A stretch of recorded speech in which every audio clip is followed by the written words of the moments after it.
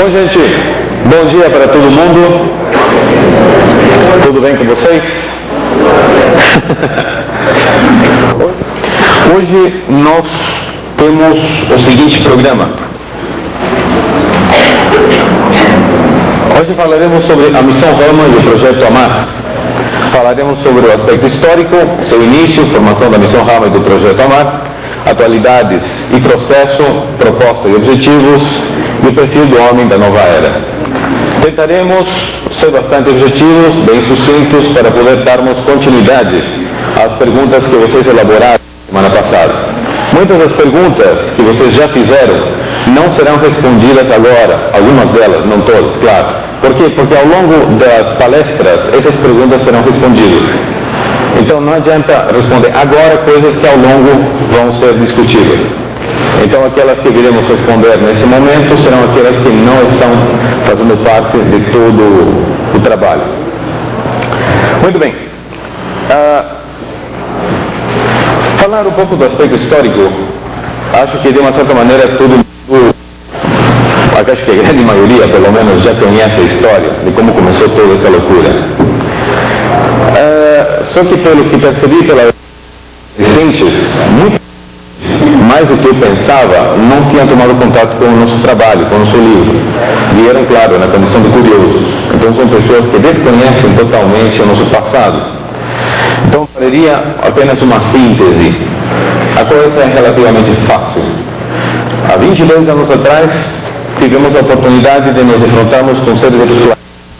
Tivemos um contato com as entidades, esse contato progrediu, evoluiu, passou da condição telepática à condição física. Estabelecemos contato direto com essas entidades, se elaborou um trabalho conjunto à raiz disso, e em função desta experiência é que todo este processo acabou sendo gerado.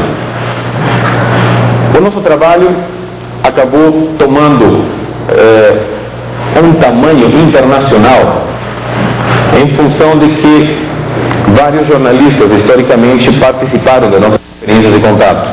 Isto, nosso grupo não é o único grupo no mundo, claro, de experiências de contato extraterrestre, mas é talvez um dos poucos grupos no mundo que tem convidado em diferentes oportunidades pessoas da imprensa, pessoas que não têm nada a ver com o nosso trabalho, para participar das experiências de contato. Entre eles, é claro, uma das mais conhecidas autoridades mundiais no campo de investigação do fenômeno, nesse momento, grande escritor, que é o professor J. Benítez. Para aqueles que não sabem, no ano 74, quando nós começamos a ter nossas experiências de contato, a informação dessas experiências vazou as fronteiras do Peru. Chegou a outros países, e nesse instante, a Gazeta del Norte de Bilbao, na Espanha, mandou um correspondente para assuntos internacionais ao Peru, chamado J. Benítez.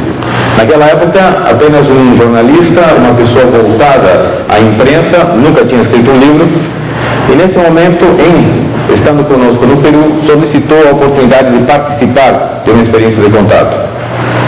Nós consultamos com os homens lá em cima, eles aceitaram, toparam a parada, foi marcada a data. E chegando lá em setembro, na hora indicada, previamente feita a comunicação, 2 trambolhos apareceram a uma altitude de mais ou menos de 500 metros. Não havia sombra de dúvidas, 2 objetos estranhos estavam ali parados, pontualmente apareceram, e a partir daquele dia a vida do J. Benítez nunca mais foi a mesma. Mas os seus cabelos fazem diferença, claro. Então, foi a raiz disso que o J. Benítez, um cético em relação a assuntos extraterrestres, mudou da noite para a manhã. Ao ano seguinte, depois de retornar à Espanha, em janeiro do ano 75, ele retornou ao Peru com um companheiro chamado Fernando Mujica, onde viram participar de uma segunda experiência. A raiz disso, o J. Benítez escreveu um primeiro livro, que não foi aquele que foi publicado, OVNIs, SOS à Humanidade. Hoje, um pocketbook. Naquela época, foi lançado pela editora Place Janés de Barcelona, Espanha, numa coleção de livros chamado Outros Mundos. Em 75 saiu publicado esse livro, sendo que o primeiro foi Existir Outras Humanidades, falando sobre as pedras gravadas de Ica, do Dr. Xavier Cabrera da Arqueia. E E esse acabou sendo o segundo livro dele, na verdade, embora tenha sido o primeiro a ser escrito. Nesse livro, ele narra toda a experiência dele conosco no Peru. Recentemente, esse livro acabou de ser lançado no Brasil agora, com 22 anos de defasagem, claro, mas quem se importa com isso? Então, pela editora Record, Nova Era, esse livro foi lançado agora aqui, não por nós, pela própria editora Place Janese em acordo com a Record. E, claro, agora é traduzido ao português. Nesse livro, o Benítez narra toda a sua experiência e, óbvio, seu ceticismo em relação a gente. De todo o tempo que permaneceu conosco, em nenhum momento pensou que, em algum instante, séries extraterrestres iriam verdadeiramente aparecer, coisa que no final ocorreu.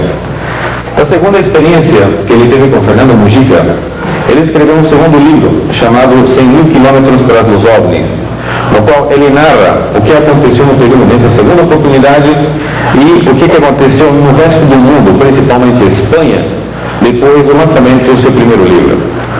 Os grupos que se formaram, o grande movimento que se gerou naquele instante e, é claro, o nome de Missão Rama ficou na cabeça de todo mundo. Foi assim que o movimento chamado Missão Rama começou a se desenvolver e tomar volume. Acontece que em finais do ano 74, nossa própria experiência, embora extremamente intensa no que se refere ao fenômeno ufológico, provocou cisões entre nós, discrepâncias dentro dos pontos de vista. Éramos um grupo de garotos, na verdade eu era o mais velho de todos. Os mais novos iam de 12, 13 anos de idade, 15, eu estava com 19 para 20 anos na época. E claro, vivenciando toda essa experiência, vivenciando tudo isso, a cabeça de muita gente ficou a 1000 por hora e começamos a ter problemas. Alguns começaram a se achar enviados, alguns começaram a se achar novos messias, outros se acharam de que estavam prestes ao início de uma nova era a partir daquele instante. E claro, lideranças, autoritarismo, certas atitudes começaram a fugir do que desde o início isso tinha sido. Eu fui o primeiro a me opor e fui o primeiro a me separar do grupo original e dei por início a formação do que se chamou a Missão Rama. Durante todo o ano 75, eu dei início à formação dos primeiros grupos no Peru. Meu irmão, paralelamente, junto com outros rapazes, tentaram manter seus núcleos de trabalho e só. Só que, em 75, por uma série de fatores, eu achei que dependência em minha pessoa não deveria continuar lá. Algo deveria ser feito. E por coisas, vamos dizer assim, do destino, de uma certa maneira, entre aspas, acabei vindo para o Brasil no ano 76. Deixei à frente do Peru de nossos grupos, outros rapazes, e eu vim para cá. Acontece que, claro, nesse instante, a Missão Rama acabava representando algo muito curioso, algo extremamente interessante. E é nesse momento que grande quantidade de jornalistas internacionais começaram a fluir ao Peru. Curiosos, pessoas, jornalistas, gente apenas interessada, mandava correspondência de tonelada para nós, querendo saber a respeito das nossas experiências de contato. Só que a essa altura do campeonato, Charlie não estava mais lá. Tinha outras pessoas falando e comentando a respeito do processo. Isso acabou provocando com que outras pessoas começassem a ficar à frente do processo, entre elas, claro, meu irmão. No ano 77, eu entrei, aliás, final de 76, eu entrei em contato com meu irmão pelo telefone e pedi para que ele tentasse dar uma força a todo mundo. E a essa altura do campeonato, claro, o processo ficou vinculado ao meu irmão.